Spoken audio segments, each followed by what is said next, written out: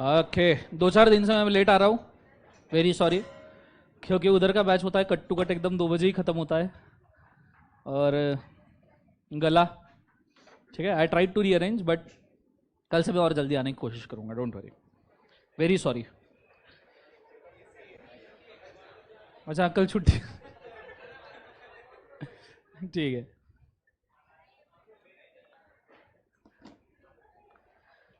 चलो, आएगा रेडी। आगे पार्टनरशिप आज कंप्लीट हो जाएगा, आई होप सो। नहीं हुआ तो कोई घाई नहीं, अपने को आराम से पढ़ेंगे। तमन्ना जरूरी है, बोलो हाँ है ना। तमद में आला है क्या, जो पढ़ा ला वो आला है, आला है।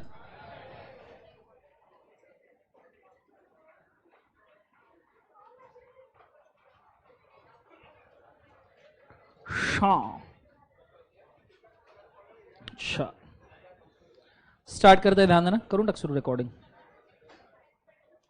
ओके, सो हर हर महादेव। चलिए शुरू करते हैं, ध्यान देना। फर्स्ट एंड फॉरमोस्ट थिंग,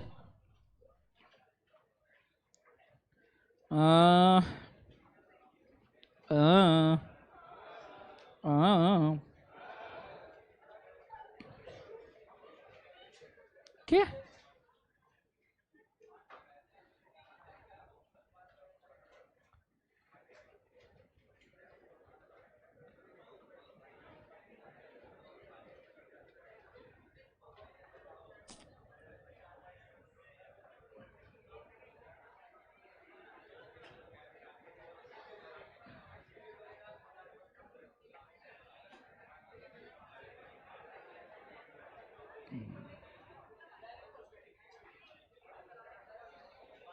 चलो,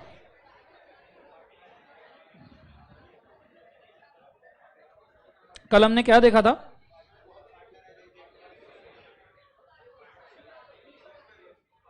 यही देखा था ना। आज हम partner as agent of the firm से शुरू कर रहे हैं ना, कि ये लिख लिया था कल note, agent as a firm का एजेंट हो गया था ना। एम्प्लॉयड अथॉरिटी से आज शुरू करने वाले थे, बोलो हाँ है ना। Okay fine.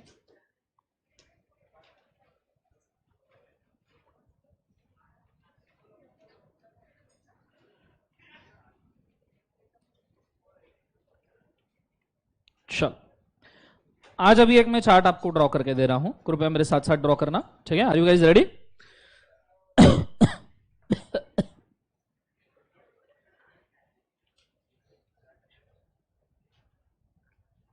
चल, सो हेडिंग डालना acts of the partners. Pen ही नहीं चल रहा है। Acts of the partners,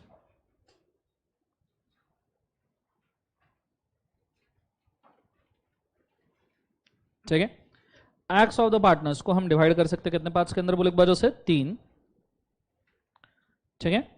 acts within the authority,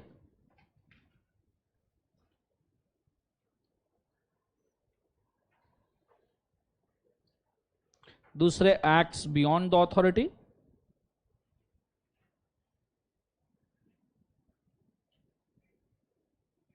पहले एक्ट्स क्या है, विद इन द अथॉरिटी, दूसरा एक्ट्स क्या है, beyond the authority, and third acts in emergency.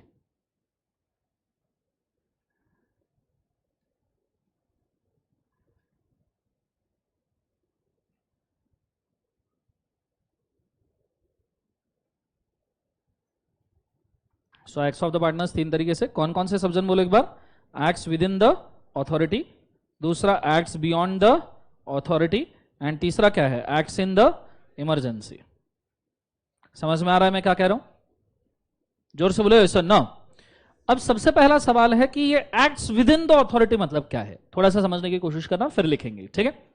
With in the authority का मतलब होता है कि तुम as a partner of the firm क्या क्या कर सकते हो, What you can exactly do as a partner of the firm। तुम अगर फर्म के पार्टनर हो तो फर्म के बिहाफ पे तुम क्या क्या कर सकते हो।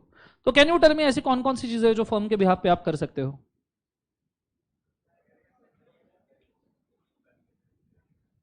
सेल्स, परचेस और lending, borrowings, conduct the business, management of the firm. अरे बोलो ना हाँ या ना। मॉर्गेज, हाइपोथिकेशन, प्लेस वगैरह। अरे क्या बोल रहा हूं, तो ये विद इन द अथॉरिटी है। ऐसे कौन से एक्ट्स है जो beyond the authority as a partner तुमने नहीं करना चाहिए? जैसे रिकंस्ट्रक्शन ऑफ द फर्म, बोलो हाँ या ना। फर्म के लिए कोई डॉक्यूमेंटेशन साइन करना है, ऐसी चीजें। तो हमारे पास में दो पैराग्राफ उन्होंने देके रखे हैं, that is act with in the authority of the partner, जिसे इंप्लाइड ऑथोरिटी कहते हैं, और बाद में that is beyond the authority, मतलब जो पार्टनर्स के ऑथोरिटी के बाहर है। अपन इसकी लिस्ट ही बना लेंगे सो दैट आपको लिखने के लिए आसान हो जाएगा, चार्ट में से सीधा आंसर राइटिंग पॉइंट निकाल लेंगे, ठीक है। सो अब कौन कौन से एक्ट है सब जन पढ़ेंगे। A partner has a implied authority to bind a firm by all acts done by him in the matters connected with the partnership business and which are done in usual way and are not in the nature beyond the scope of, क्या बोले एक बार उसे, partnership. मतलब आप firm के लिए usual वे में जो जो भी चीजें करते हो एज अ बिजनेस, वो आप कर सकते हो, उसके अंदर कोई दिक्कत है क्या बोले एक बार उसे, नहीं। That is acts within the, क्या है बोले एक बार उसे, ऑथोरिटी। यहां तक समझ में आ रहा है सबको, हाँ ना? जोर से बोले सर, नो। नाउ दूसरा, you must remember that the implied authority of the partners may be, ठीक है, may differ for different kinds of business. For example, may be usual for a partner of a firm of a banker to draw or accept or endorse the bill of exchange on behalf of the firm, but in the same case unusual for one of the firm's solicitor to do so, for it is no part of the ordinary business of a solicitor to draw, accept, endorse the bill of, क्या बोले एक बार उसे, exchange। तो ऐसा हो सकता है कि कोई फर्म है जो बैंकिंग बिजनेस में इन्वॉल्व है। कौन से बिजनेस में इन्वॉल्व है? बैंकिंग। उसके लिए चेक पास करना, चेक एक्सेप्ट करना, बिल ऑफ एक्सचेंज ड्रॉ करना, ये नॉर्मल बिजनेस है, तो पार्टनर की अथॉरिटी में आएगा। लेकिन कोई नॉर्मल फर्म है, ठीक है, फर्म है सॉलिसिटर्स की, लॉयर्स की, तो उनके लिए बिल ऑफ एक्सचेंज वगैरह एक्सेप्ट करना, चेक वगैरह साइन करना, ये नॉर्मल अथॉरिटी नहीं, क्योंकि उससे फर्म की लाइबिलिटी बढ़ जाएगी। बोलो हाँ है ना? तो आपकी अथॉरिटी क्या है? इंप्लाइड। ये दो पार्ट में डिवाइड हो सकता है, एक आपके फर्म का बिजनेस क्या है उसके हिसाब से, और दूसरा आपका बिजनेस कौन सा नहीं है उस हिसाब से। क्लियर है? तो मैं आपको लिख रहा हूं इंप्लाइड अथॉरिटी में पॉइंट्स नोट करना। पॉइंट नंबर 1 लिखना, it means the powers partner will have, it means the powers partner will have as usual business, usual क्या बोले एक बार जो से, बिजनेस। ऐसे पावर्स जो पार्टनर्स को एज ए यूजुअल बिजनेस करके एक्सरसाइज करने के लिए रहेंगे, ठीक है। Usual business depends on business of the firm.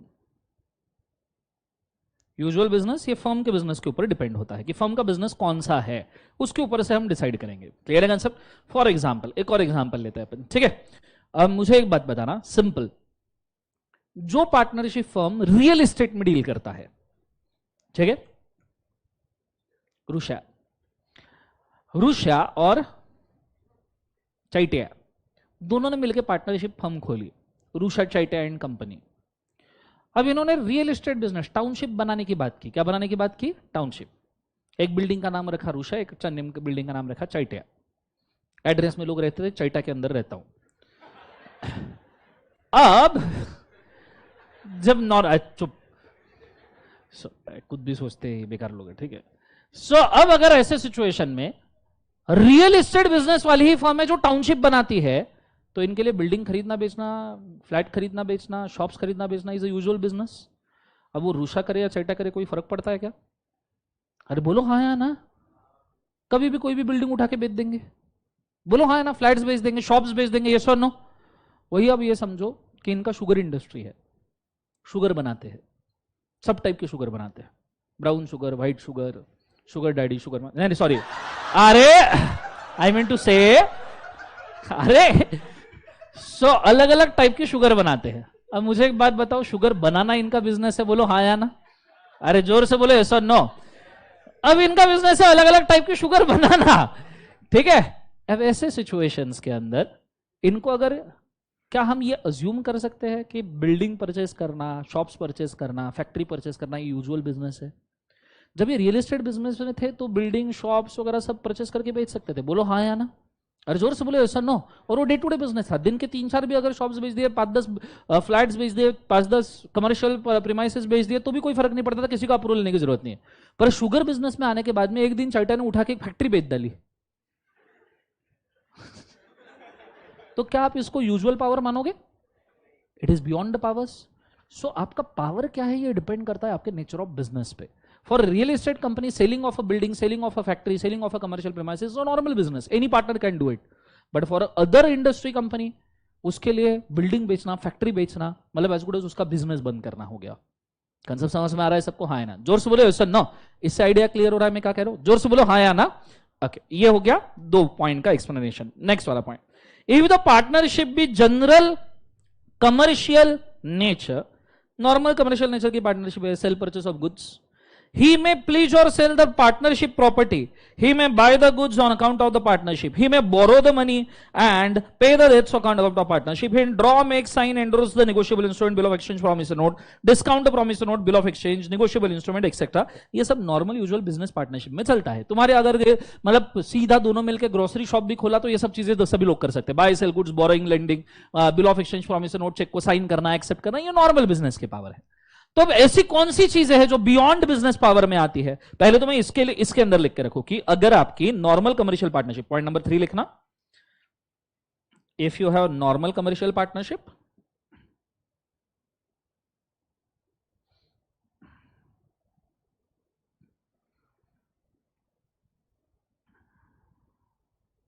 If you have normal commercial का एक बार जो partnership, then lending, borrowing,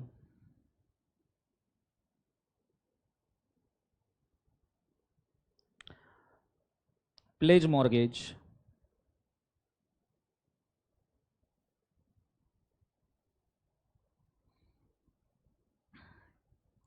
negotiable instrument,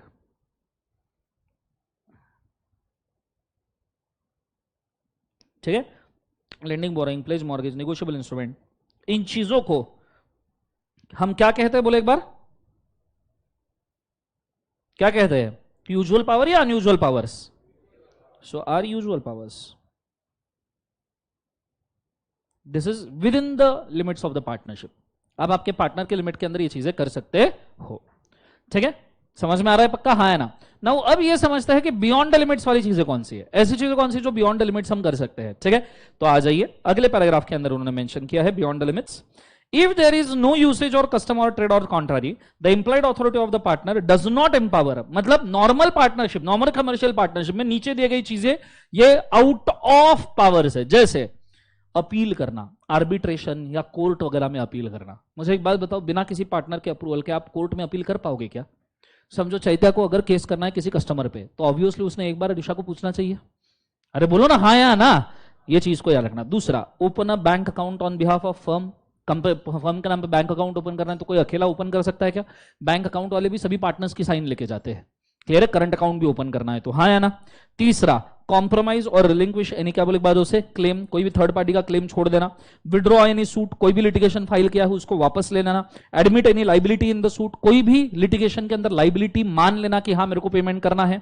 next वाला, acquire immovable property, transfer of immovable property, enter into a partnership with another person as a sub partnership. तो ये चीजें आपके power के बियॉन्ड है। तो इसमें से 3 तो लिटिगेशन की है, सबमिशन ऑफ द डिस्प्यूट, उसके बाद में compromise, relinquish the claim, withdrawal of the suit. So 3 कितने काय के हो गए बोले एक बार? लिटिगेशन। फिर इमूवेबल प्रॉपर्टी के कितने हैं? 2, एक्वायर इमूवेबल प्रॉपर्टी या ट्रांसफर इमूवेबल प्रॉपर्टी। 5 तो यही हो गए, बोलो हाँ या ना। एडिशनली क्या क्या दिया है? बैंक अकाउंट ओपन करना, एडिशनली याद रखो, ठीक है? उसके बाद में admit liability in the suit, चौथा वापस से सूट का आया। क्लियर है? सो 4 सूट के है, 2 काय के है बोले एक बार? इमूवेबल प्रॉपर्टी, एक क्या है? बैंक अकाउंट, और उसके बाद में क्या है बोले एक बार? एंटर इनटू, क्या बोले एक बार जो से? पार्टनरशिप। कंसेप्ट समझ में आ रहा है? तो याद रखना आसान। क्लियर है कंसेप्ट सबको? हाँ है ना? 8 वाले पॉइंट दिए गए हैं, आ जाइए फटाफट लिखते हैं। सो बियॉन्ड अथॉरिटी के लिए लिखना, for normal commercial partnership,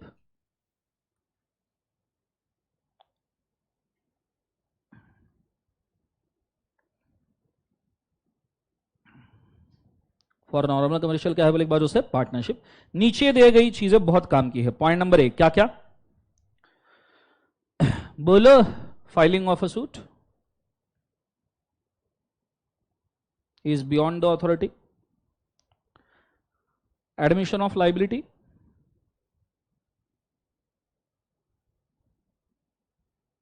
admission of suit liability,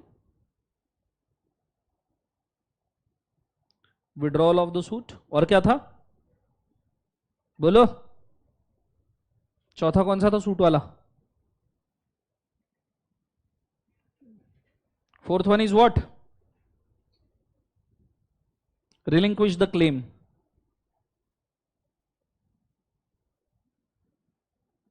relinquish क्या बोले एक बार उसे? क्लेम। पांचवा transfer of property, immovable property के लिए मैं आईपी लिख रहा हूं, IP immovable property, acquire immovable property, acquisition of immovable property. उसके बाद में क्या था और?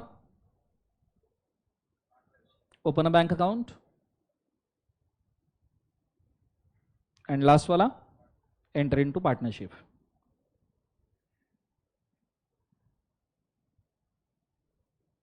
सो इतनी चीजें क्या है? Beyond powers. मतलब आपको सवाल पूछा गया व्हाट आर द फैक्ट्स, या इसमें से ऐसा केस स्टडी भी पूछ सकते हैं कि दिस पार्टनर यूटिलाइज्ड या acquired property without the approval of all other partners, still whether right और रॉन्ग। तो आपको मेंशन करना पड़ेगा कि ये रॉन्ग है, दूसरे पार्टनर का अप्रूवल लेना चाहिए।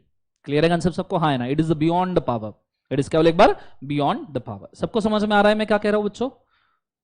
मेरे सुस्त रत्नो, सबको समझ में आ रहा है पक्का? बोलो हाँ या ना। चलो ठीक है। अब सबसे आखिरी होता है acts in emergency. Acts in emergency समझते हो क्या? क्या होता है इमरजेंसी? इमरजेंसी क्या होता है? क्या? आपातकालीन। मैंने ट्रांसलेशन पूछा या मीनिंग पूछा? आपातकालीन इमरजेंसी। ये भी कहां पढ़ा है सर? वो बस में बैठा था, वहां पे एक विंडो दिखी थी, आपातकालीन दरवाजा करके, वहां से याद रह गया सर मेरे को, भिखारी मानुस। बोलो इमरजेंसी मतलब क्या? Let's take an example. Rusha और चैत्या, रूषा एंड क्या एक बाजू से? Chaitya and company, Rusha Chaitya and company, इनकी पार्टनरशिप थी। समझो अभी दिवाली आ रही है। अरे आ रही है नहीं आ रही है? पटाखे फोड़ोगे नहीं फोड़ोगे? क्यों नहीं फोड़ोगे? हाँ, पटाखे से पोल्यूशन होता है, इसको रॉकेट पे बिठा के उड़ा देना। भिखारी मानुस, वो गाड़ी चलाएगा तो पोल्यूशन नहीं होता है। जो ये नुस्खे देंगे ना इस दिवाली में कि सिर्फ पटाखे मत फोड़ा करो, समझ में आ रहा है? अरे समझ में आ रहा है नहीं आ रहा है? जो ये देने वाले हैं ना सलाह कि इस दिवाली में पोल्यूशन होने वाला, पटाखे वगैरह मत फोड़ो, ये मत करो, वो मत करो, तो कृपया अपनी गाड़ी अपने गैरेज में डाले और अपनी सलाह अपने, समझ में आ रहा है सबको? हम पटाखे फोड़ेंगे, 4 रॉकेट ज्यादा लगाएंगे। समझ में आ रहा है सबको? हाँ या ना? पटाखे मत फोड़ो, फोड़ने के एक तुम्हारे घर की तरफ भी रॉकेट लगाएंगे। सो रूषा चैत्या एंड क्या बोले एक बार और से? कम। सब त्योहार ठीक है, इसी के अंदर पोल्यूशन होता है क्या? Let's go. So Rusha Chaitya and क्या है बोले एक बार और से? कंपनी। पूरा ध्यान बोर्ड के ऊपर है, ठीक है? ध्यान देना। अब समझो रूषा चैत्या ने एक फटाके का स्टॉल लगाया, ऐसा मस्त फटाके का स्टॉल।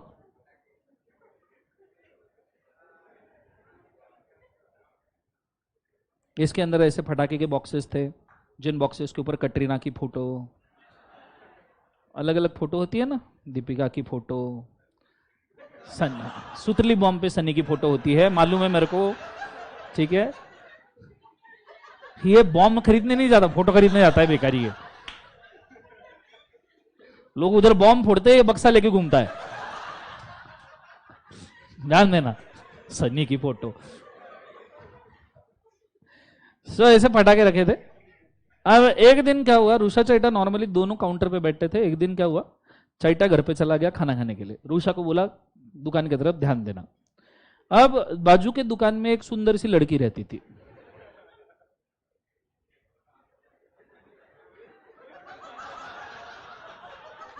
वो डिजाइन है, अरे कैसे लोग हैं यार जीवन में, इधर झालर निकाली तब तुमको टेंशन आया। अरे हद है यार, मेरे को नहीं ड्रॉ करना है। अरे यार मेरे को डिजाइन ही ड्रॉ नहीं करना। कैसे लोग हो यार तुम। अरे हर चीज में गलत मतलब कैसे निकाल सकते। तो बाजू की दुकान में एक मस्त वाली लड़की रहती थी। अनार नहीं है वो, लड़की है, ठीक है। और रूषा बेचारा इधर अपना, इधर से ऐसे दूसरे दुकान में चला गया और लड़की के साथ में फटाके फोड़ने लग गया। अरे मतलब फटाके चेक कर रहा था कौन से फोड़ने। ध्यान दो, फोकस। तो जब ये फटाके इधर चेक कर रहा था, इसके दुकान में शॉर्ट सर्किट हो गया और फटाके में आग लग गई। बाजू की दुकान कोल्ड ड्रिंक्स की थी। काय की थी? Cold drink. तो इसकी दुकान में आग लग गई, फटाके जलने लग गए, फूट फाट धाम धूम। तो इसने बाजू वाली लड़की के दुकान से कोल्ड ड्रिंक्स लिए और आग बुझाने की कोशिश की, कोल्ड ड्रिंक फेंक फेंक के। ऑप्शन क्या है, तुम खस क्या करो, बुझाएगा नहीं आग। आग लगी है तो बुझानी पड़ती है ना। अरे कैसे लोग हो यार तुम जीवन। अब लगी है तो बुझानी पड़ेगी ना, रुषा बुझानी पड़ेगी कि नहीं। मैं एग्री कर रहा हूं, ठीक है। तो इसने कैसे कैसे करके आग बुझा दी। चाइटा वापस आया तो देखता है, अरे आग बुझ गई। मतलब राग दिखी ना उसको, ठीक है। तो बुझी हुई आग दिखी। चाइटा ने पूछा क्या हुआ। रुषा बोले बहुत आग लगी थी, बहुत मेहनत करके बुझाई है। अरे ध्यान, हम मुझे एक बात बताओ, चैता बोले कैसे बुझाई। अरे ध्यान, तो ये बोले कि कोल्ड ड्रिंक्स की बोतल बोले बाजू वाली की दुकान से उठाई और फेंक फेंक के ऐसे जहां आग लगी थी मारी तो वो बुझ गई आग। तो बोले अच्छा बहुत बढ़िया, बोले चैता बहुत शानदार। अरे पर बोले कोल्ड ड्रिंक की बोतल्स वगैरह यूज की, उसको तो कॉस्ट लग गया होगा ना। ऋषा बोलता है अरे यार मैंने सोचा ही नहीं, मैं बोतल फेंक के मारने में इतना बिजी हो गया, थोड़ी देर बाद मजा आने लग गया। मजबूरी में शुरू किया था, मजा आने लगा था। बोलो हाँ है ना। तो फिर ऋषा जाके पूछता है लड़की को कि कितना खर्चा हुआ। बोले तूने 2.5 लाख की बोतल फेंक के मारी आग बुझाने के लिए। फटाके कितने के? 1.5 लाख के।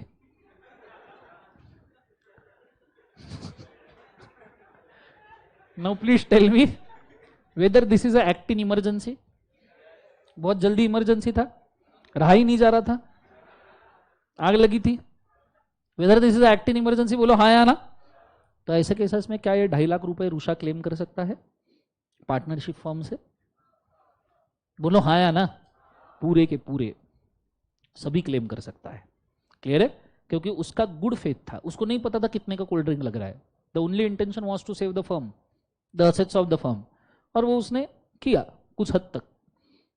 But that is why the act in emergency will always make a firm liable towards the partners.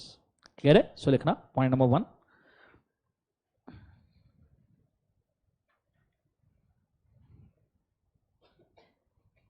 If any partner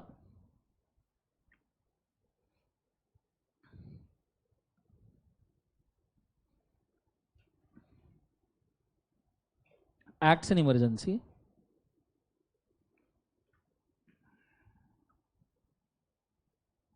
for firm, for saving a firm or its assets, such act is binding on the firm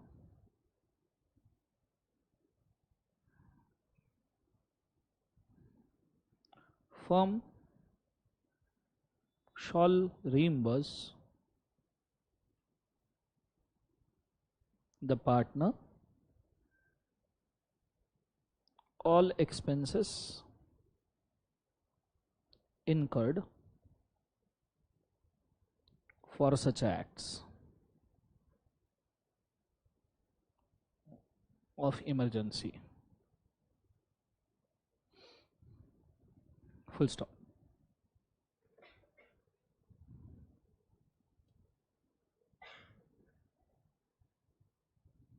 लिख लिया सबने? Done everybody, बोलो हाँ है ना। तो आपका एक चार्ट बन गया, दैट इज एक्ट्स बाय किसने बोली वजह से, पार्टनर्स। सबको समझ में आ रहा है बच्चों, पक्का? एवरीबडी बोलो हाँ या ना।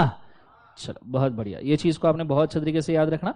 नाउ एक्ट इन इमरजेंसी के बाद में notice to an acting partner की चीजों के ऊपर हम जा रहे हैं, ठीक है? यहां से थोड़ा सा कंटेंट चेंज होता है, ठीक है? तो पूरा ध्यान बोर्ड के ऊपर। Are you guys ready? बोलो यस और नो। मुझे एक बात बताओ, समझो फर्म में कोई पार्टनर है और अगर आपने उसको नोटिस दिया किसी भी एक्टिविटी का, तो क्या ये फर्म को दिया हुआ नोटिस माना जाएगा?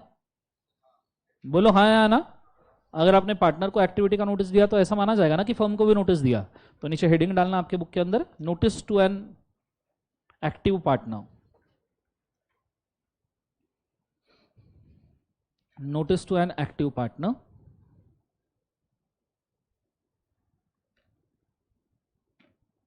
Notice to an acting partner, acting. Point number 1.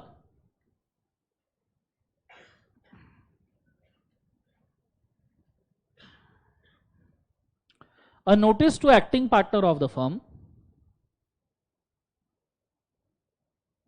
a notice to acting partner of the firm will work as a notice to the firm, will work as क्या बोले एक बार उसे, नोटिस टू किसको बोले एक बार उसे, firm, full stop. Next point,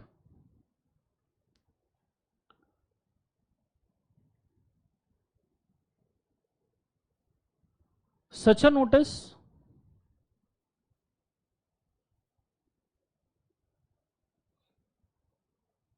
will not be called as notice.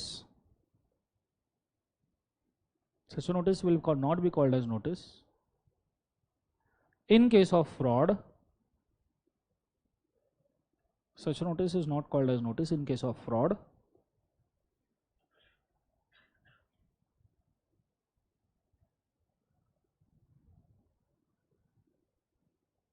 or any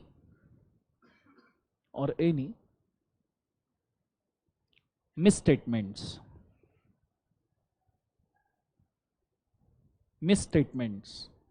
मतलब फ्रॉड के केस में उसको नोटिस नहीं माना जाएगा, ठीक है? समझो कोई फ्रॉड कर रहा है फर्म के खिलाफ, उसने एक्टिव पार्टनर को नोटिस दिया, तो उसको थोड़ी नोटिस मानेंगे, वो तो फ्रॉड हो रहा है ना भाई अपने साथ। नेक्स्ट पॉइंट, क्या मैं ये कह सकता हूं कि एक्टिंग पार्टनर को नोटिस देना मतलब सभी पार्टनर्स को नोटिस देना हो गया? बोलो हाँ है ना। समझो रुषा दुकान में रुषा को नोटिस दिया, तो क्या चाइटा को अलग से देने की जरूरत है क्या? तो लिखना a notice to acting partner, a notice to acting partner is assumed as notice to all the partners. Notice to acting partner is assumed as notice to all the partners. Notice to all the partners, full stop. A notice must be actual notice. The notice must be actual notice and not the constructive notice. Notice must be actual notice and not the constructive notice. Notice should be actual notice and not the क्या बोले एक बार उसे, constructive notice. Full stop. लिख लिया सबने?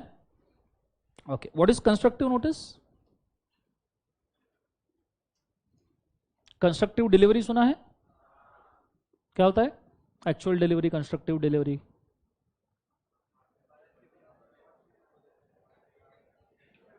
किसी और के भी यहाँ पे दिया हुआ डिलीवरी को हम क्या कहते हैं? Constructive delivery. ओके, मुझे एक बात बताओ, समझो रुषा पार्टनर है और रुषा के और चाइटा के बिहाफ पे रुषा के गर्लफ्रेंड को नोटिस दिया, एक्चुअल है या कंस्ट्रक्टिव है? रुषा ने फोन करके क्लाइंट को बोला एक काम कर मेरे गर्लफ्रेंड के पास नोटिस दे दे, तो क्या है? और उसने सच में गर्लफ्रेंड को नोटिस दिया, तो एक्चुअल माना जाएगा या कंस्ट्रक्टिव? कंस्ट्रक्टिव। ये भी नहीं चलेगा, ये भी रॉन्ग है। देना है तो पार्टनर के ही हाथ में या रजिस्टर्ड ऑफिस पे। कह रहे सब सबको हाँ है ना, जोर से बोलो सर नो। तो लिखना a notice to any person, a notice to any person related notice to any person related on behalf of the partners, notice to any person related on behalf of the partners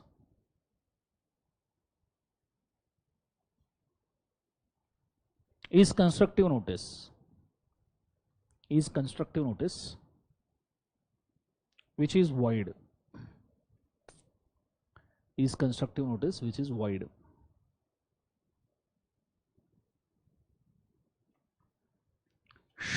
done everybody, चलो बहुत बढ़िया। अब हम जाने वाले एक बहुत बड़े कंटेंट के ऊपर, बहुत ही बड़ा कंटेंट है। एक काम करो,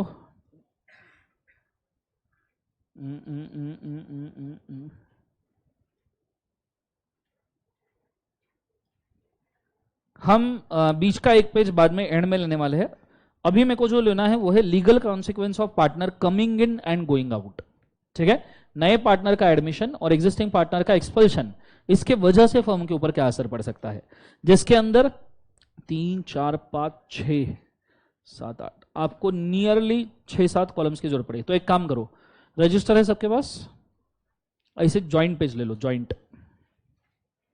ठीक है, ज्वाइंट पेज मिला सबको, उसके ऊपर 6 कॉलम्स ड्रॉ करो, 6 कॉलम, एक पेज पे 3 कॉलम, ऐसे 6 ज्वाइंट पेज पे। ठीक है, एक पेज पे 3 कॉलम, ऐसे ज्वाइंट पेज पे 6 कॉलम्स ड्रॉ करो। मैं आपको admission of partner, retirement of partner, expulsion of partner, ये सब पॉइंट्स एक जगह पे लाके रख दूंगा। तो आपको एडमिशन, रिटायरमेंट, एक्सपल्शन सबके लिए एक ही चार्ट रेफर करना है। ठीक है, तो आपको टेंशन वाली बात ही नहीं रहेगी। ठीक है, कुछ बच्चों ने मेरे को एक्सपल्शन के ऊपर परसों सवाल पूछा था कि नहीं समझ में आया करके, उसका मैं आज जवाब दे दूंगा, डोंट वरी। ठीक है, उसी के लिए अपन रुके हैं। तो 6 कॉलम्स ड्रॉ कर लो फटाफट फटाफट, तुरंत से भी पहले।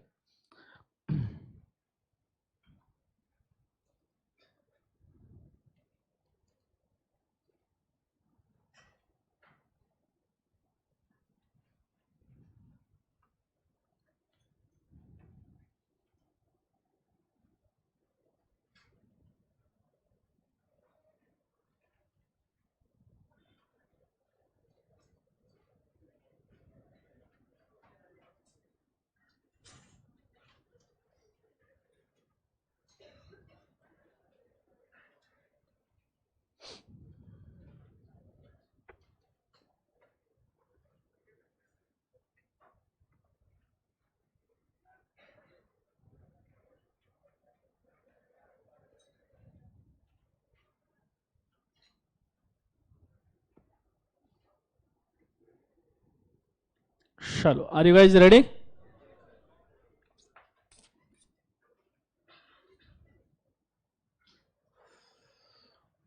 ओके, तो उसके अंदर पहले कॉलम में हेडिंग डालना introduction of a new partner. पहले कॉलम में heading introduction of new partner. अच्छा, एक कॉलम में 2-3 भी हेडिंग आ सकते हैं, मैक्सिमम 2। तो नॉर्मल है हैंडराइटिंग में लिखना, बहुत कम नहीं बहुत ज्यादा नहीं, मैं प्रॉपर आपको सॉर्ट आउट करके दे दूंगा। तो पहले कॉलम में heading introduction of new partner लिखा सबने? Okay, what do mean by introduction of new partner? Admission of new partner, मुझे बता एवी हो सकता है या सब पार्टनर्स का कंसेंट लगेगा? ये चीज हमने ऑलरेडी देखी हुई है। पार्टनरशिप एक्ट की खास बात यही है, एक ही चीज 2-4 बार रिपीट होती है। क्लियर है कंसेप्ट? जब तक कि जहन में ना बैठ जाए, मस्त रिपीट होती रहेगी, आपने उसको फिक्स कर लेना। ठीक है, so point number 1, new partner shawl not be introduced, new partner shawl not be introduced without consent of all partners. New partner shall not be introduced without the consent of all partners.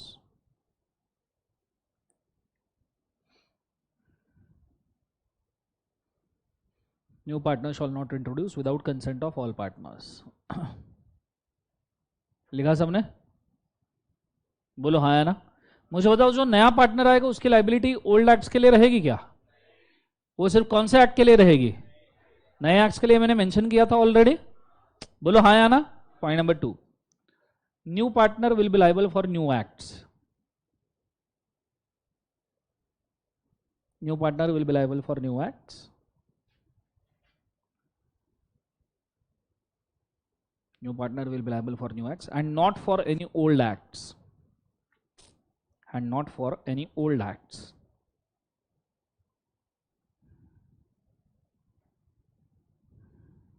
Not for any केवल एक बार old acts. Point number 3,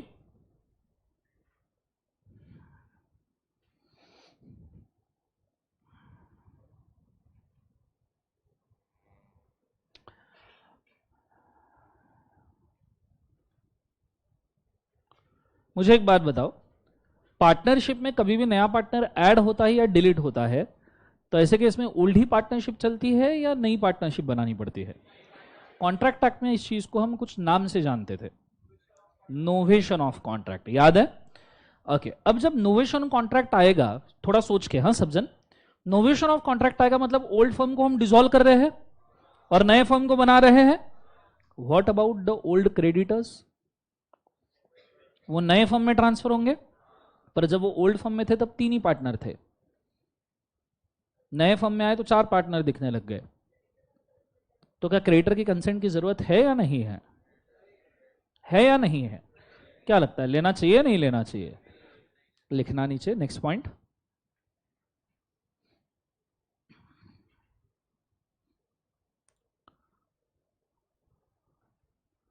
the new partners and the new firm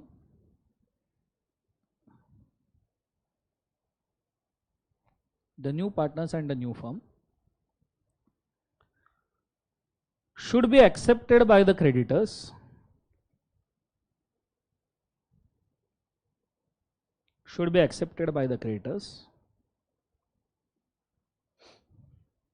with consent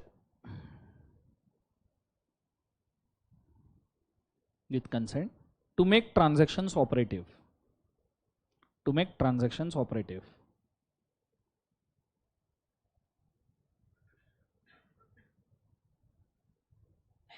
To make transaction operative.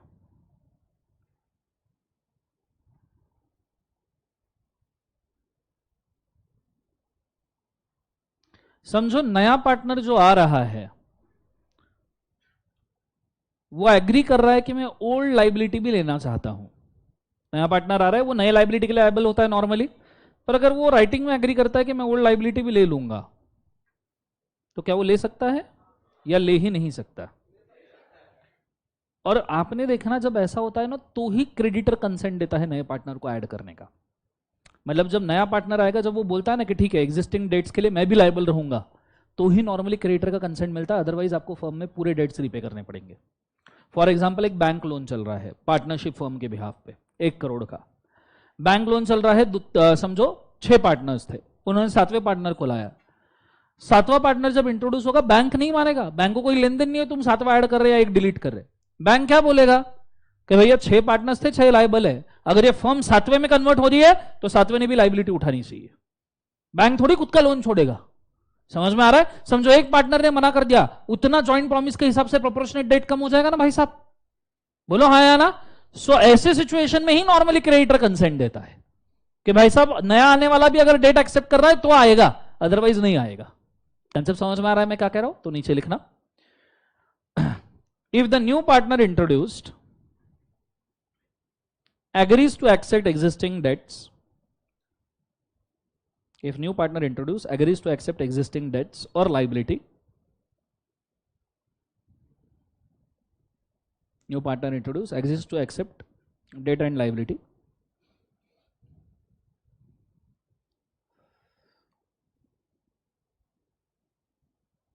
debt and क्या बोले एक बार से liability, then only creditor may give a consent.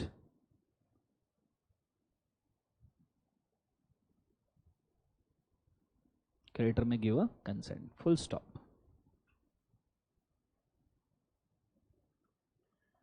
Okay, column में कितने lines बचे हैं? 5-6 लाइन बचे हैं। वहीं एक दूसरा हेडिंग डालना, रिटायरमेंट ऑफ पार्टनर, 5-6 लाइन में खत्म हो जाएगा। उसी कॉलम में रिटायरमेंट ऑफ पार्टनर।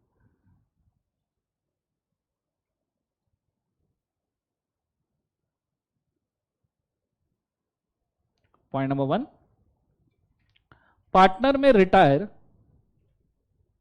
कितने तरीके से रिटायर हो सकता है? मैंने आपको बोला था 2 टाइप की पार्टनरशिप होती है, रेगुलर एंड एट विल। बोलो हाँ है ना? रेगुलर पार्टनरशिप से रिटायर होना है, सभी पार्टनर्स का कंसेंट लगेगा। एट विल पार्टनरशिप है तो कभी भी रिटायर हो सकते हो। तो लिखना, द पार्टनर में retire with consent of all, the partner may retire with the consent of all or at will. Partner may retire with the consent of all or at will और bye express agreement, और bye express agreement, और bye express क्या है बोले एक बार, agreement. लिखा सबने? मेरे को एक सवाल का जवाब दो, बहुत जोर से देना। तो जो पार्टनर रिटायर हो रहा है वो नई लाइबिलिटी के लिए लाइबल रहेगा क्या? जोर से बोलो। क्या वो ओल्ड एक्ट्स के लिए लाइबल रहेगा जो करके गया है? गुड। तो second point, the retiring partner, the retiring partner will not be liable for the new acts. Retiring partner will not be liable for the new acts, but will be liable for all old acts. Will be liable for all old acts till the date he gives a public notice of retirement. Till the date he gives a public notice of retirement.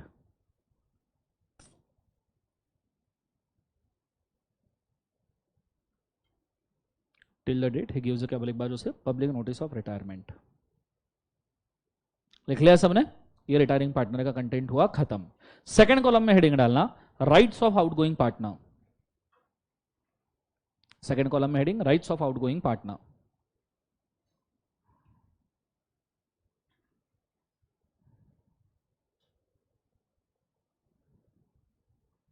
Okay, मुझे एक बात बताओ, ये भी हमने पढ़ा है, already लिखा है, agreement in restraint of trade याद है?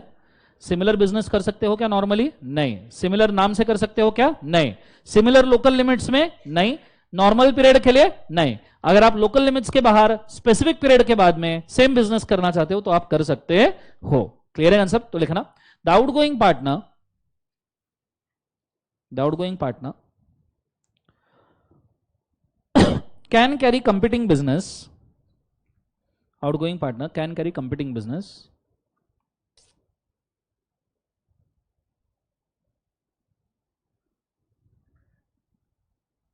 कैन कैरी कौन सा बिजनेस बोले एक बार? Competing business. And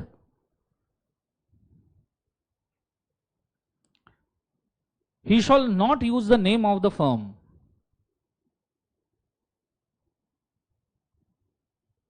and he shall not use the name of the firm.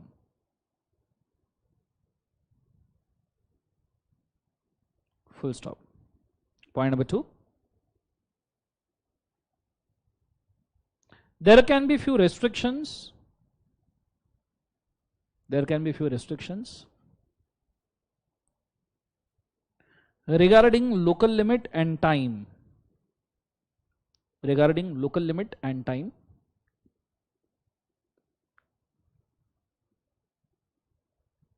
regarding local limit and time on how to conduct the business.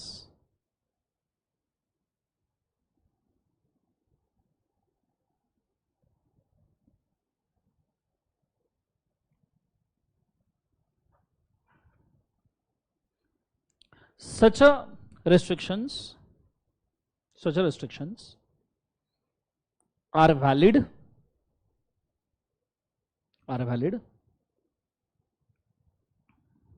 and not considered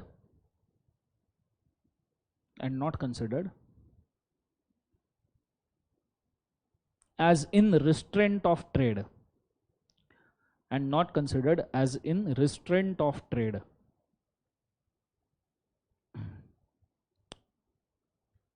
Full stop. Next point,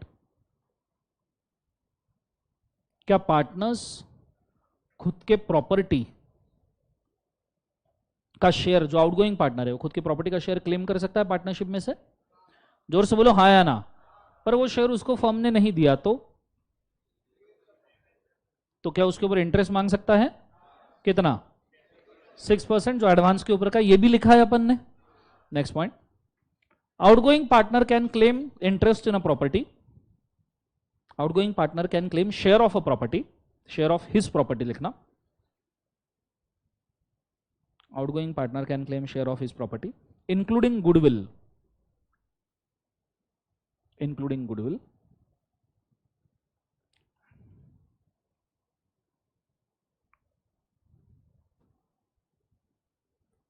in case of delay firm shall pay 6% interest on share of his property, on share of his property, share office क्या है बोले एक बार उसे property, full stop. लिख लिया सबने? बोलो हाँ या ना। नेक्स्ट पॉइंट,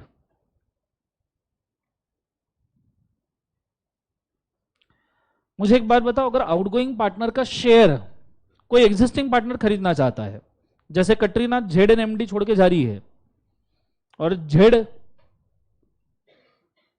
मौत ना मिलेगी दोबारा, एमएनएमडी बन रहा है और कटरीना का शेयर ऋतिक खरीदना चाहता है, वो जो बोले जो भी कटरीना का वो मेरा, और उसके लिए उसने कटरीना को बहुत पैसे दिए, तो क्या ऐसा कोई एग्जिस्टिंग पार्टनर आउटगोइंग पार्टनर का शेयर खरीद सकता है? बोलो हाँ या ना। उस केस में आउटगोइंग पार्टनर के सभी राइट्स और लाइबिलिटी उसको ट्रांसफर हो जाएंगे, इवन उसका प्रॉफिट शेयरिंग रेशियो भी। तो लिखना, the existing partner can purchase the share,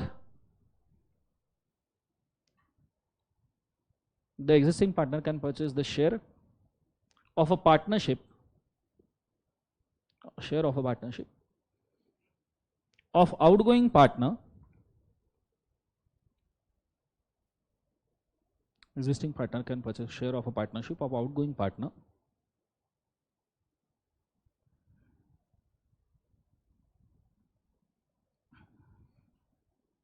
by payment of consideration,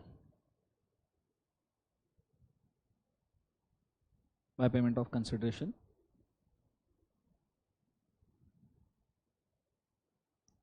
and he will be liable,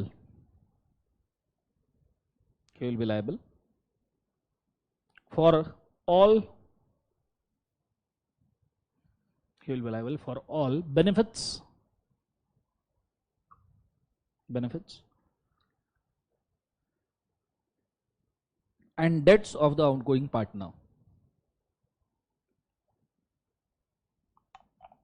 benefits and debts of the outgoing partner, full stop। लिख लिया सबने? फुल स्टॉप हो गया सबका। नेक्स्ट कॉलम में heading expulsion of the partner, column खत्म हो गया ना, एकदम सही समय पे खत्म हो गया होगा। Next third column expulsion of the partner. अच्छा, इसके अंदर दो हेडिंग आने वाले हैं, हाँ, तो प्यार से लिखना। मुझे बताओ, क्या कोई भी पार्टनर को फर्म से हकाला जा सकता है bye majority of partner? Consent of all partner से भी हो सकता है क्या? बोलो हाँ या ना। तो लिखना point number 1,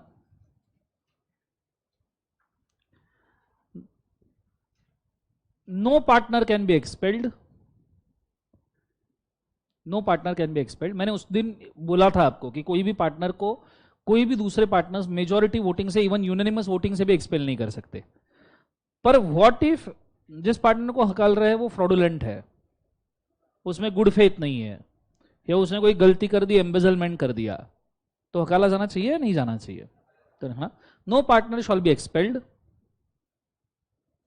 bye majority of other partners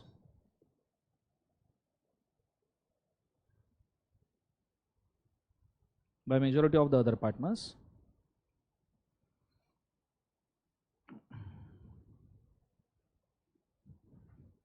full stop। Point number 2, however such a expulsion is allowed,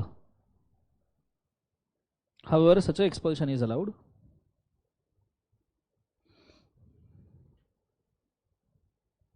if, point number A, sub point A, it is as per contract or agreement, it is as per contract or agreement, sub point B, sub point B, power is exercised by majority, power is exercised by majority, power is exercised by majority, and sub point C,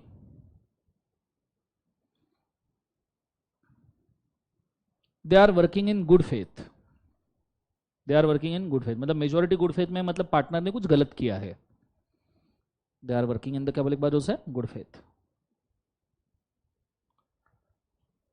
उसी में continue करना, good faith में। It means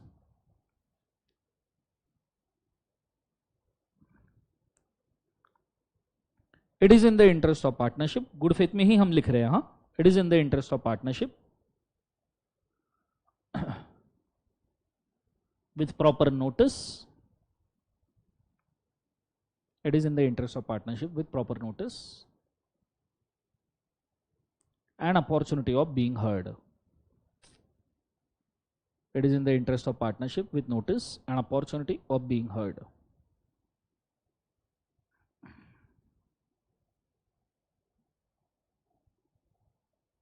And opportunity of being क्या बोले एक बार उसे heard. Full stop.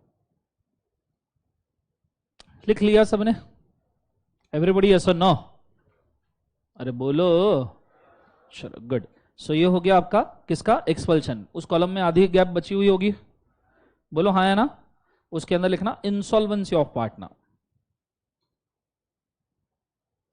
बची है आधी गैप कि नहीं बची है? आ जाएगा उत्तर इसमें, डोंट वरी, जितने भी बचे। इंसॉल्वेंसी ऑफ पार्टनर आज लिखते जाने का है, बम लिखने का है आज। Welcome to fast track. सभी आंसर पॉइंट जमा करके रखो, खुद भी पूछा रट के ठोक डालने का सीधा, दूसरा कोई अपने पास ऑप्शन ही नहीं, अपने को पास होने से मतलब है। अरे बोलो ना हाँ है ना? अच्छा सोच रहे भिखारी, ठोक डालने को ही नालायक। सो इंसॉल्वेंसी ऑफ पार्टनर लिखना पॉइंट नंबर 1। मुझे कोई पार्टनर इंसॉल्वेंट हो गया तो क्या करेंगे? पार्टनरशिप चलेगा या डिसॉल्व हो जाएगा? पार्टनरशिप खत्म, नया बनाना पड़ेगा। What about the liability of that partner? जो इंसॉल्वेंट हुआ उसके असेट में से रिकवर करेंगे। समझो उसकी लाइबिलिटी है 2 करोड़ की, असेट में से आया 1.5 करोड़, बचे हुए 50 लाख का क्या? बचे हुए पार्टनर्स बेयर करेंगे। जॉइंट प्रॉमिसर वाला केस याद है सबको? Point number 1। Such a partner will cease to be a partner, such a partner will cease to be a partner and firm will get dissolved. Such a partner will cease to be a partner, cease to be a partner and firm will get dissolved. Cease पता है ना? And firm will get dissolved. Point number 2. Estate of such a partner, estate of such a partner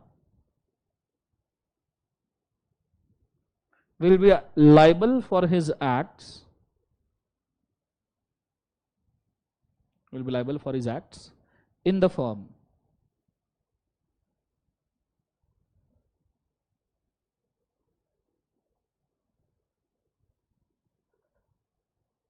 Full stop. Point number 3.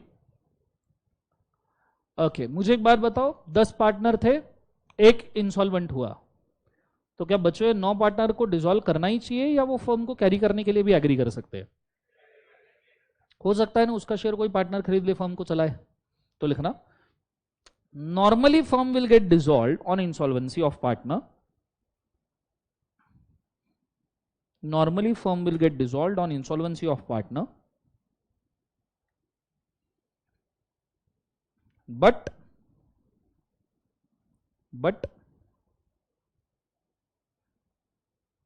firm will get dissolved on insolvency of क्या बोले एक बार पढ़ो से? Partner. But other partners में agree, but other partners may agree to carry the firm as it is. Other partners may agree to carry the firm as it is. Full stop. लिख लिया सबने? हो गया सबका? चलो ये कॉलम खत्म। नेक्स्ट कॉलम में हेडिंग डालना। अच्छा सब लिख रहे हो, समझ में आ रहा है ना? क्या ऐसा नहीं कि सिर्फ लिख रहे हो समझ में नहीं आ रहा? समझ में आ रहा है सबको?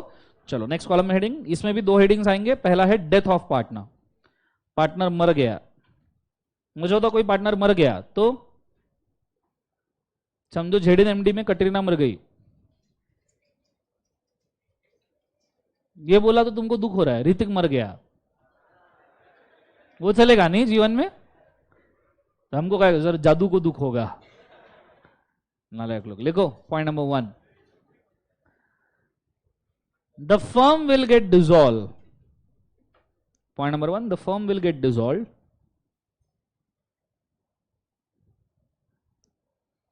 The firm will get dissolved, and estate of the partners, firm will get dissolved, and estate of the partners will be liable for acts of the firm. Estate of the partners will be liable for act of the firm.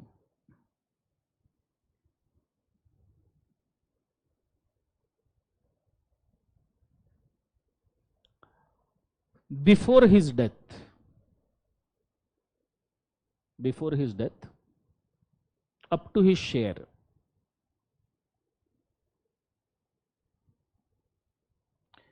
क्या इसमें भी other partners firm carry करने का decision ले सकते हैं? बोलो हाँ है ना. Point number 2, hello the other partners may agree, the other partners may agree to continue, the other partners may agree to continue with the new firm. Other partners may agree to continue with the क्या बोले एक बाजू से new firm or existing firm, or existing firm after such a death. Full stop. लिख लिया सबने?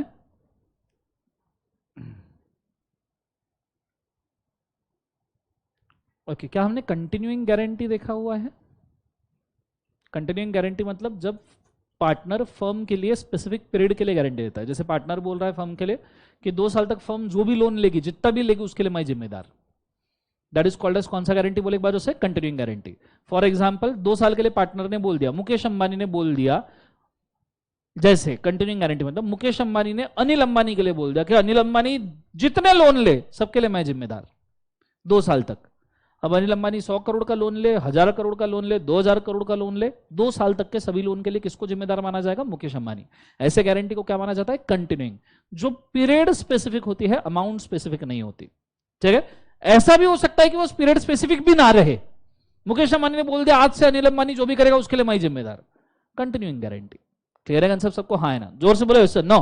तो ऐसी कंटिन्यूइंग गारंटी पार्टनर भी दे सकता है फर्म के लिए कि मेरी फर्म जो भी काम करेगी उसके लिए मैं जिम्मेदार, पर नॉर्मली एक प्रैक्टिकली कोई करता नहीं है. ठीक है. कंटिन्यूइंग गारंटी एग्जाम में कई कम बार पूछा हुआ है, इसलिए ओपन उसके ऊपर 1-2 पॉइंट ही लिखेंगे हार्डली, तो लिख के रखना. The partner may give, next एक मिनट होल्ड, उसी में नहीं, माय मिस्टेक. नेक्स्ट हेडिंग डालना continuing guarantee. Next heading continuing guarantee, उसके अंदर लिखना. दूसरा नहीं, उसी कॉलम में नेक्स्ट हेडिंग, उसी सेम कॉलम में नेक्स्ट हेडिंग कंटिन्यूइंग गारंटी लिखना. The partner may give continuing guarantee, the partner may give continuing guarantee on behalf of the firm, on behalf of the firm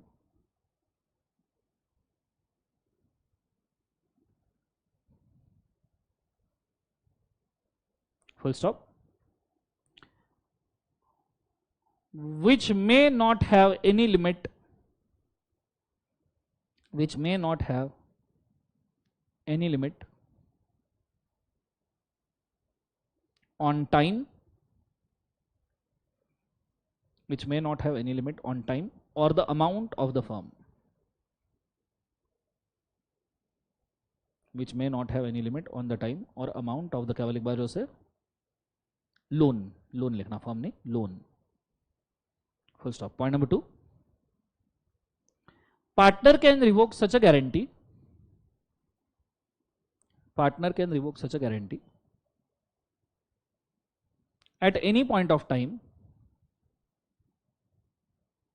partner can revoke such a guarantee at any point of time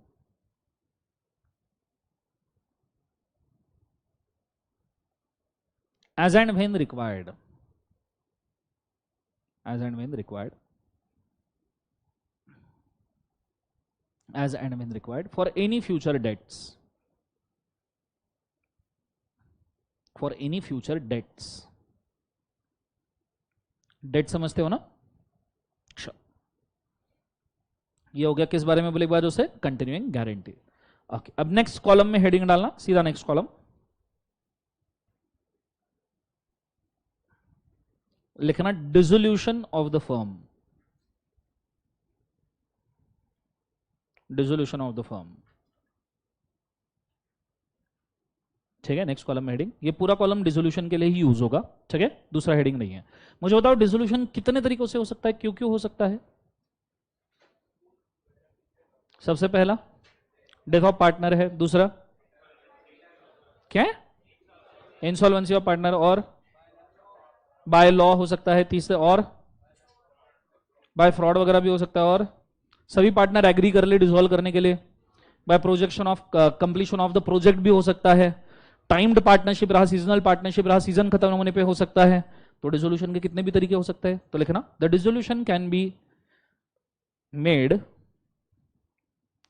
the dissolution can be made due to, dissolution can be made due to, point number one, point number A, mutual agreement,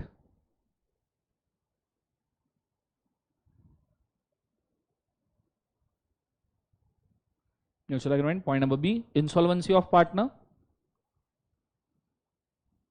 insolvency of partner, point number C, death of the partner,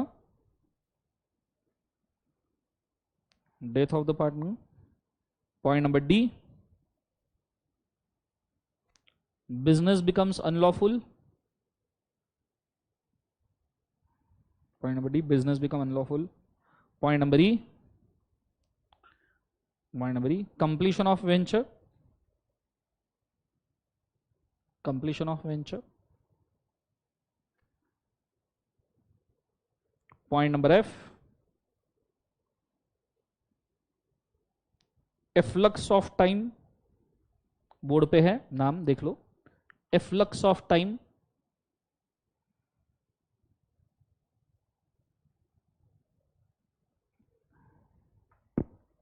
efflux of time, what is efflux of time?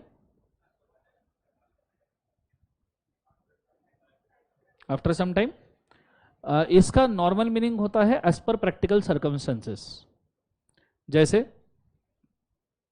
Covid, नया partnership शुरू किया, Covid लग गया, business चल ही नहीं पा रहा था, पार्टनरशिप बंद करनी पड़ी, इफ्लक्स ऑफ टाइम। समझ में आ रहा है? प्रैक्टिकल नजरिया ध्यान में रख के फर्म बंद कर देना। क्लियर है? नेक्स्ट पॉइंट नंबर कितने हुए? एफ हुआ ना।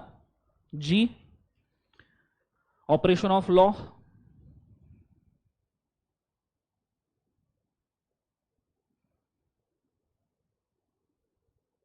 एच, इनकैपेसिटी ऑफ पार्टनर, जैसे अनसाउंड हो गया, माइनर तो नहीं हो सकता वापस, पर अनसाउंड हो सकता है, फॉरेन डिप्लोमेट हो सकता है, अलाइन एनिमी हो सकता है, बोलो हाँ है ना, कॉन्विक्ट हो सकता है। नेक्स्ट फ्रॉड और क्या कहते हैं उसको, फ्रॉड और miss appropriation,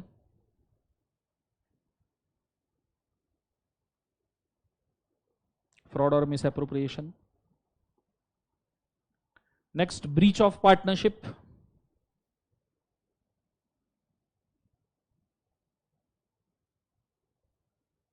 breach of partnership. Next impossibility of business, impossibility of business, example impossibility of business का,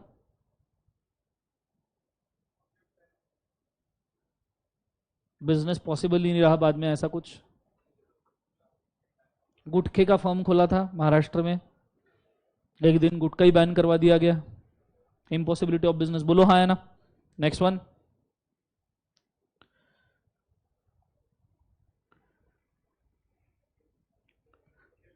against the national interest, against the national interest,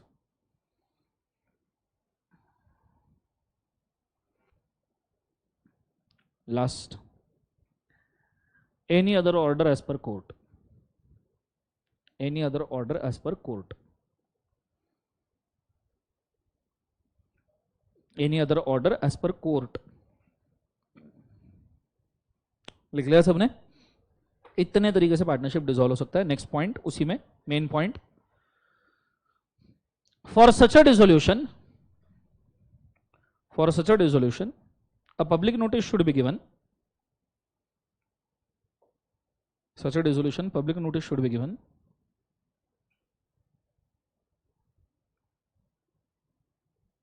And asset liability should be settled. And asset liability should be settled.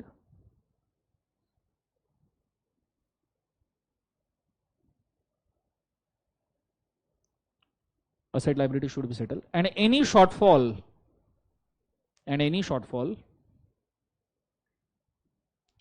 in payment of liability, any shortfall in payment of liability, all the partners will be jointly and severally liable. Any shortfall in payment of liability, all the partners will be jointly and severally liable.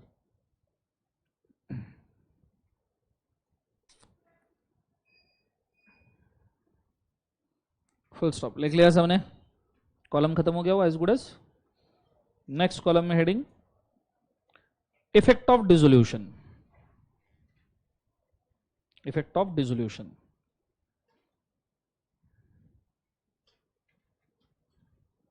मुझे एक बात बताओ, अगर dissolution कर दिया और public notice ही नहीं दिया तो डिसॉल्व माना जाएगा क्या? पब्लिक नोटिस तक की लाइबिलिटी होती है, बोलो हाँ है ना?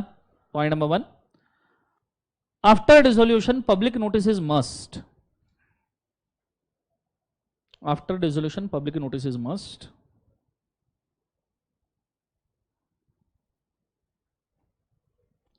And firm will be liable till public notice.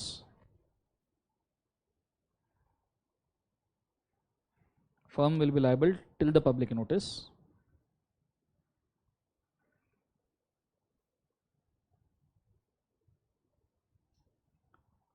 Except the estate of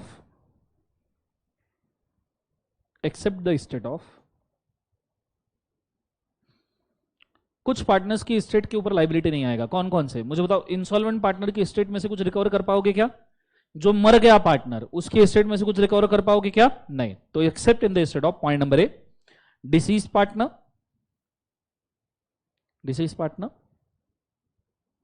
point number B, insolvent partner, deceased partner, point number B, insolvent partner, point number C, dormant partner, क्योंकि dormant partner तो liable होता भी नहीं है।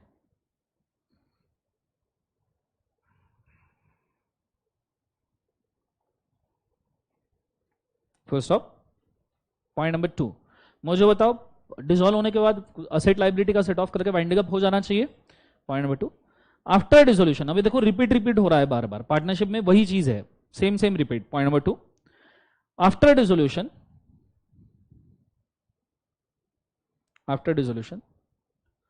the assets and liabilities should be wound up. The assets and liabilities should be wound up.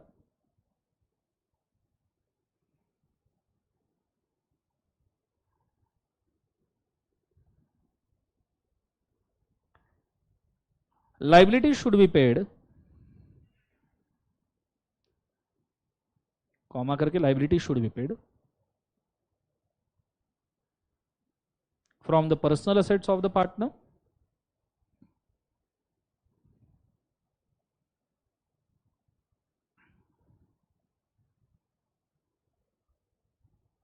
from this personal assets of the partner, and surplus if any,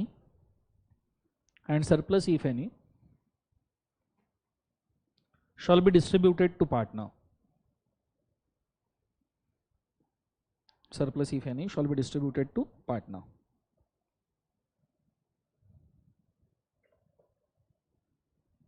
Full stop.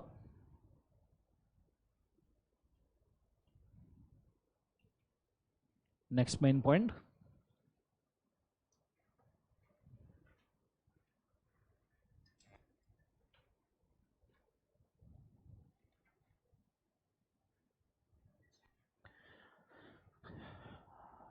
Then the remaining the partners of the dissolved firm the partners of the dissolved firm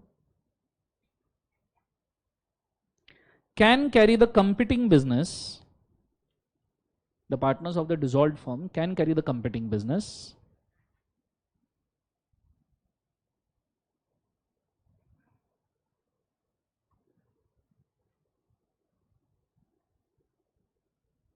and earn the personal profits out of it.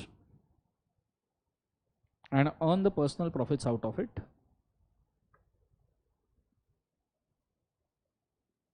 But only after winding up and dissolution. But only after winding up and dissolution.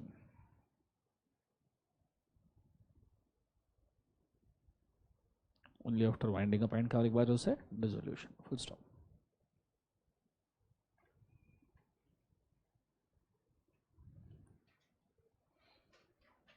जगह बाकी है? ये खत्म हो गया. थोड़ा किधर तो भी एडजस्ट करो ना. गुडविल का लिखने का है. लिटिल लिटिल लिखना, स्मॉल मिलाते जाओ. मुझे बताओ जो फर्म डिसॉल्व हो रही है उसकी अगर कुछ गुडविल है तो गुडविल का क्या करेंगे? बेच सकते हैं बाहर. और एग्जिस्टिंग पार्टनर अगर खरीदना चाहे तो लिखना next point. The goodwill of the dissolved firm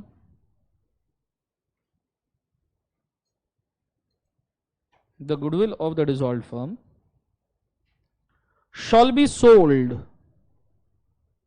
The goodwill of the dissolved firm shall be sold to existing partner or the third party. Goodwill of the dissolved firm shall be sold to existing partner or the third party. And if they purchase, existing partner or the third party, and no one shall use such a name, and no one shall use such a name or goodwill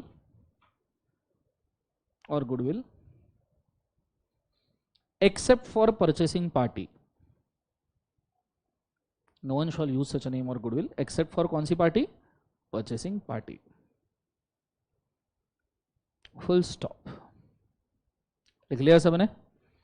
done. तो यहां dissolution of firm भी होता है खत्म. अब मैंने आपको कितने पेजेस सिंक करके दिए हैं मैं आपको बोलता हूं. मतलब कितना सारा कंटेंट आपका 2 पेज में आ गया. ये देखो,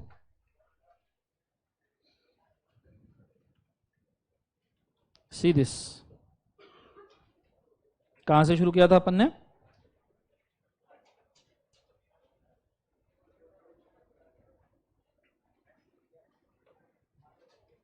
from where we have started? Legal consequence of partner coming in and going out. बोलो हाँ या ना. सो गिनते जाओ तुम. 1 पेज, 2, 3. ये नॉन रजिस्ट्रेशन नहीं लिया हमने. सो 3 हुए. ये डिसोल्यूशन शुरू. 4, 5, 6, 7. 6 to 7 पेजेस को अपन ने आंसर राइटिंग पॉइंट में कन्वर्ट करके सिर्फ 2 पेजेस में उड़ा लिया है. ठीक है. और प्रॉपरली यही आंसर राइटिंग पॉइंट तुम जैसे के वैसे लिख लो, तुमको पूरे मार्क्स मिलेंगे. तो इसको रट डालने का तुम ऐसा समझ लो 4 मार्क इसी में से आने वाले हैं. कंसेप्ट समझ में आ रहा है? 4 मार्क्स तुम्हारे ये चार्ट के ऊपर ही डिपेंड है. उसके ऊपर लिख के रखो 4 मार्क्स फ्रॉम दिस चार्ट. नहीं तुम भिखारी लोग, तुमको वो भी टाइम पे पढ़ना नहीं होगा. ठीक है कि इतना कौन पढ़ेगा, इतना बड़ा. ठीक है. तो ये रट के जाने का 4 मार्क इसमें से है कंफर्म. ठीक है. इससे बेटर डील तुमको जिंदगी में कोई मिलेगा नहीं. समझ में आया पक्का? बोलो हाँ या ना. चलो कितने बज गए?